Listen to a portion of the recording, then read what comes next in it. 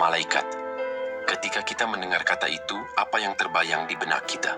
Sosok agung bercahaya dengan sayap raksasa yang tak pernah lelah beribadah dan selalu patuh pada perintah Tuhannya. Mereka adalah tentara langit, penyampai wahyu, pencatat amal. Tapi pernahkah kalian berpikir lebih dalam? Diciptakan dari apa sebenarnya mereka? Dan apakah mereka seperti kita memiliki kebutuhan fisik? Pernahkah malaikat merasa lapar setelah menempuh perjalanan dari langit ke bumi? Apakah mereka pernah merasa lelah setelah ribuan tahun bertasbih tanpa henti? Pertanyaan ini mungkin terdengar sepele, tapi jawabannya akan membawa kita pada sebuah kisah luar biasa yang dialami oleh seorang nabi kekasih Allah. Kisah tentang jamuan makan paling aneh dalam sejarah, di mana para tamu terhormat menolak untuk menyentuh hidangan lezat yang disajikan. Siapakah para tamu itu? Dan mengapa mereka tidak mau makan? Untuk memahami jawaban dari pertanyaan besar ini, pertama-tama kita harus mengerti hakikat dari malaikat itu sendiri. Mereka adalah ciptaan yang secara fundamental berbeda dari manusia dan jin. Jika manusia diciptakan dari tanah, tin, dan jin diciptakan dari api yang menyala-nyala, marijin min nar, maka malaikat diciptakan oleh Allah Subhanahu wa Ta'ala dari cahaya, nur.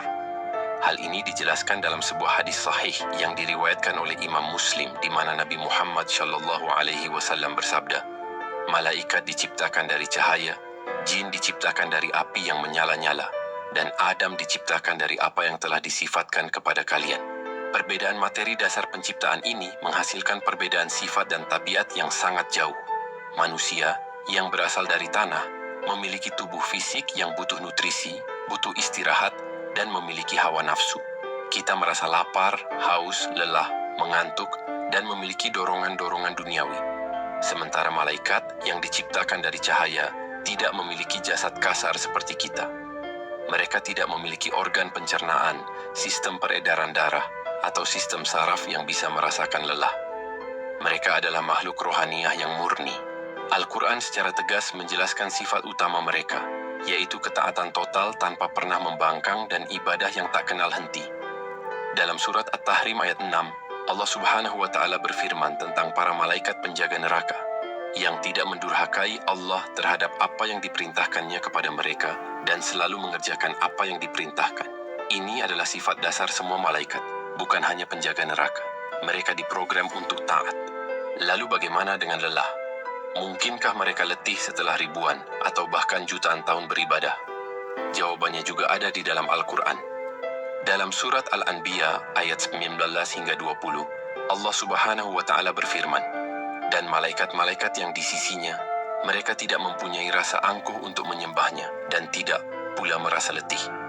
Mereka selalu bertasbih malam dan siang tiada henti-hentinya." Kata kuncinya di sini adalah tidak merasa letih dan tiada henti-hentinya. Bagi malaikat, ibadah seperti tasbih, tahmid, dan tahlil adalah sumber energi mereka. Itu adalah eksistensi mereka. Sama seperti ikan yang tidak pernah lelah berenang di dalam air, atau burung yang tidak pernah bosan terbang di angkasa, maka malaikat tidak akan pernah merasa lelah dalam beribadah kepada Allah Subhanahu wa Ta'ala. Ibadah bagi mereka bukanlah sebuah beban, melainkan sebuah kenikmatan dan kebutuhan hakiki. Namun, penjelasan teoritis ini menjadi jauh lebih hidup dan nyata melalui sebuah kisah yang diabadikan dalam Al-Quran. Sebuah kisah yang dialami oleh seorang Nabi Ulul Azmi, bapak para nabi, sang kekasih Allah, yaitu Nabi Ibrahim alaihi salam. Kisah ini menjadi bukti paling konkret bahwa malaikat memang tidak makan dan tidak memiliki kebutuhan fisik seperti manusia. Semuanya berawal dari kedatangan beberapa orang tamu misterius di rumahnya pada suatu malam. Tamu-tamu yang berpenampilan sangat sempurna, namun membawa sebuah keanehan yang membuat Nabi Ibrahim alaihissalam merasa takut. Nabi Ibrahim alaihissalam dikenal dengan julukan Abu Ad-Daifan, yang berarti bapak para tamu. Ia adalah sosok yang luar biasa dermawan dan sangat suka memuliakan tamu. Diceritakan bahwa beliau tidak akan makan malam kecuali ada tamu yang menemaninya. Kecintaannya dalam menjamu tamu adalah sesuatu yang legendaris. Pada suatu hari, datanglah beberapa orang asing ke rumahnya. Al-Quran menggambarkan mereka sebagai pemuda-pemuda yang sangat tampan dan berpenampilan sempurna.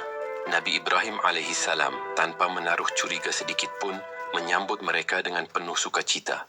Ia mengucapkan salam, salaman, yang berarti salam sejahtera, dan mereka pun membalas dengan salam yang sama. Sesuai dengan kebiasaannya yang mulia, Nabi Ibrahim alaihissalam segera pergi secara diam-diam menemui keluarganya untuk menyiapkan hidangan terbaik. Ia tidak bertanya dulu kepada tamunya apakah mereka lapar atau tidak. Ia tidak menawarkan pilihan menu. Ia langsung mengambil inisiatif untuk memberikan yang terbaik dari yang ia miliki. Ini adalah puncak adab dalam memuliakan tamu. Ia kemudian datang dengan membawa seekor anak sapi yang gemuk, yang telah dipanggang hingga matang. Daging panggang yang masih panas menebarkan aroma yang sangat lezat.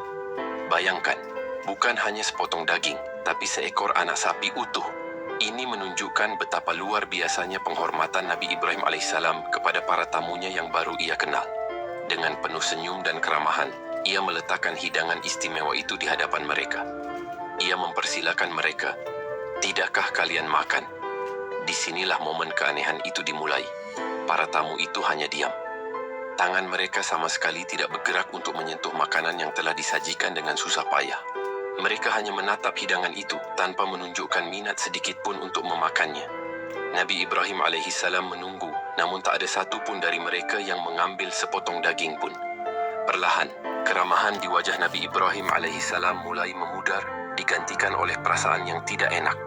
Dalam budaya Arab kuno, jika seorang tamu menolak makanan yang disuguhkan, itu bisa menjadi pertanda buruk. Itu bisa berarti mereka datang bukan sebagai teman, melainkan sebagai musuh yang memiliki niat jahat. Rasa takut pun mulai menyelinap ke dalam hati Nabi Ibrahim alaihissalam. Siapakah orang-orang ini? Mengapa mereka menolak jamuannya? Apa sebenarnya tujuan mereka datang ke rumahnya? Melihat perubahan raut wajah dan ketakutan yang dirasakan oleh Nabi Ibrahim alaihissalam, para tamu misterius itu akhirnya angkat bicara.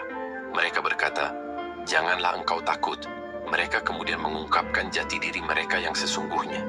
Mereka bukanlah manusia biasa. Mereka adalah para malaikat yang diutus oleh Allah Subhanahu wa Ta'ala dalam wujud manusia. Seketika, rasa takut di hati Nabi Ibrahim alaihissalam sirna, berganti dengan rasa takjub dan lega. Kini semuanya menjadi jelas.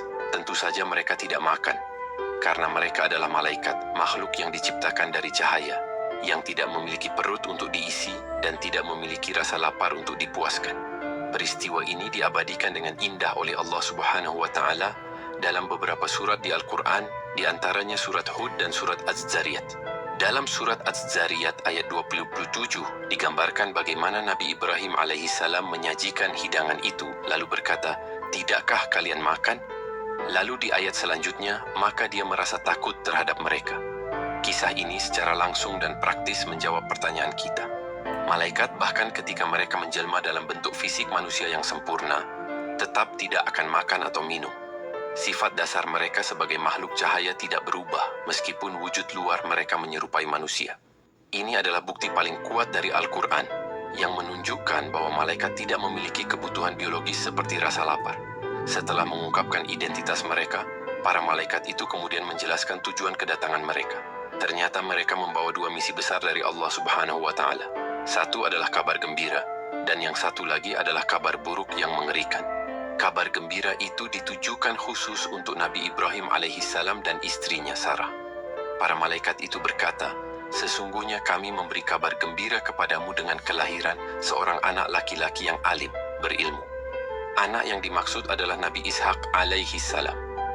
Mendengar kabar itu, Sarah, istri Nabi Ibrahim alaihissalam, yang sejak tadi menguping dari balik tirai, menjadi sangat terkejut. Ia tertawa heran seraya berseru, bagaimana mungkin ia bisa memiliki anak? Ia adalah seorang wanita tua yang sudah mandul, aqim, dan suaminya Nabi Ibrahim alaihissalam juga sudah sangat lanjut usia. Secara logika manusia, hal itu adalah sebuah kemustahilan. Para malaikat kemudian menjawab keheranannya, "Demikianlah Tuhanmu berfirman, sesungguhnya dialah yang maha bijaksana lagi maha mengetahui."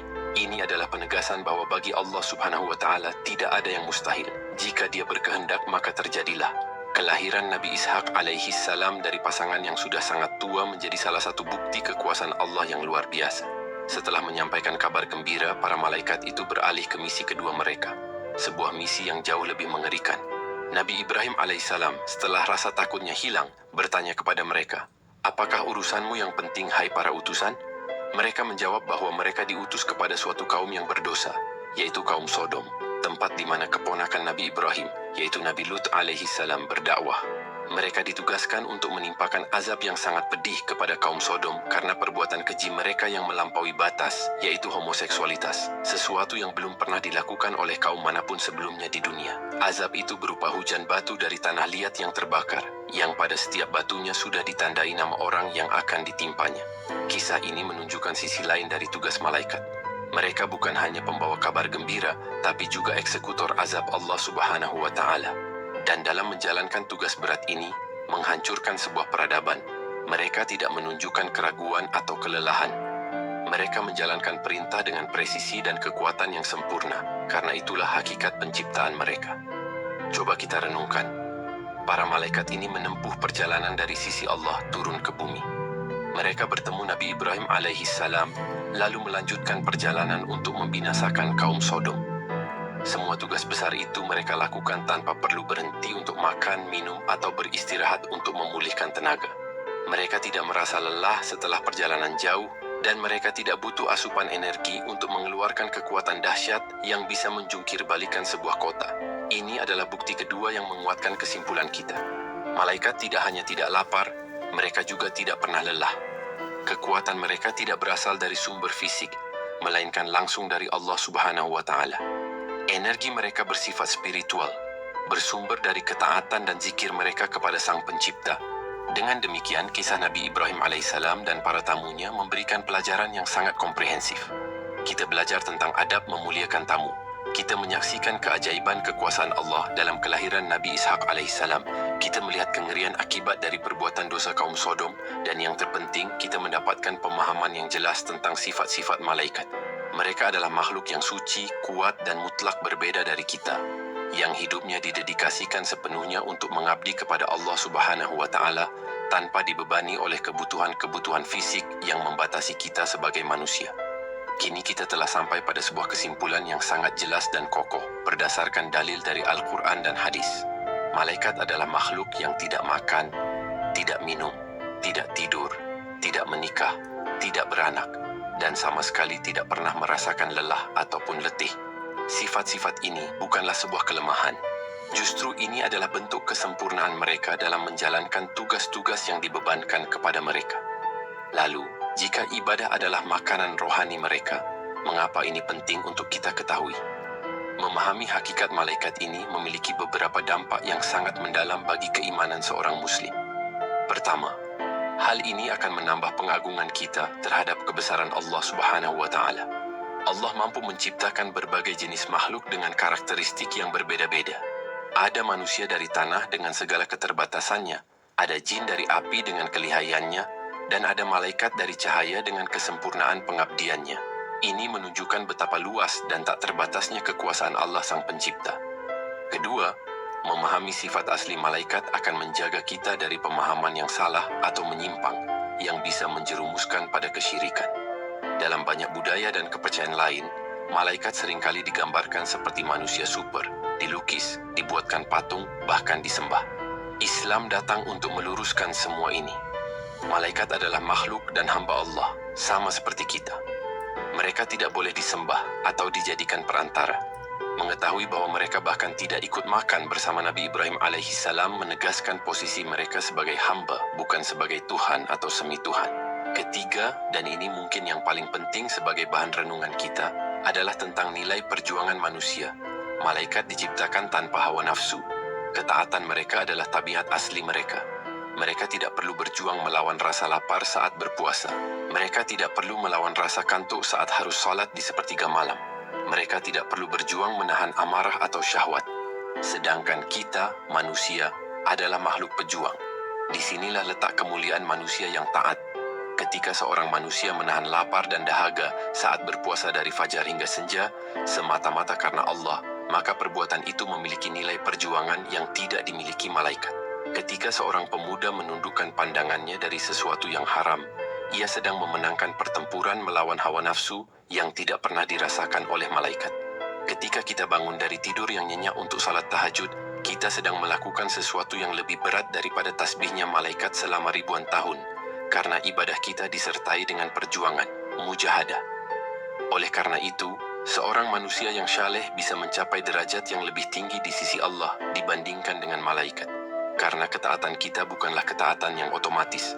Ketaatan kita adalah hasil dari pilihan, perjuangan, air mata, dan pengorbanan melawan segala keterbatasan fisik dan godaan nafsu yang ada di dalam diri kita. Jadi, jangan pernah sepelekan pertanyaan tentang apakah malaikat bisa lapar atau lelah. Jawabannya membuka jendela untuk melihat keagungan ciptaan Allah, menjaga kemurnian akidah kita, dan yang terpenting membuat kita lebih menghargai setiap tetes keringat dan setiap rasa lelah yang kita alami dalam perjalanan kita untuk taat kepada Allah Subhanahu wa Ta'ala. Perjuangan kita inilah yang akan menjadi saksi dan pemberat timbangan kebaikan kita di akhirat kelak. Terima kasih sudah menyimak hingga akhir. Kisah Nabi Ibrahim dan tamunya bukan hanya cerita pengantar tidur, melainkan pelajaran akidah yang sangat mendasar. Semoga kita bisa mengambil hikmah dan semakin bersemangat dalam beribadah, karena perjuangan kita di jalan Allah adalah sesuatu yang sangat berharga. Jika kalian merasa video ini bermanfaat, jangan lupa like, komen, dan subscribe. Sampai jumpa di video kami selanjutnya, di mana kita akan terus menjelajahi keajaiban kisah-kisah dalam Islam. Wassalamualaikum warahmatullahi wabarakatuh.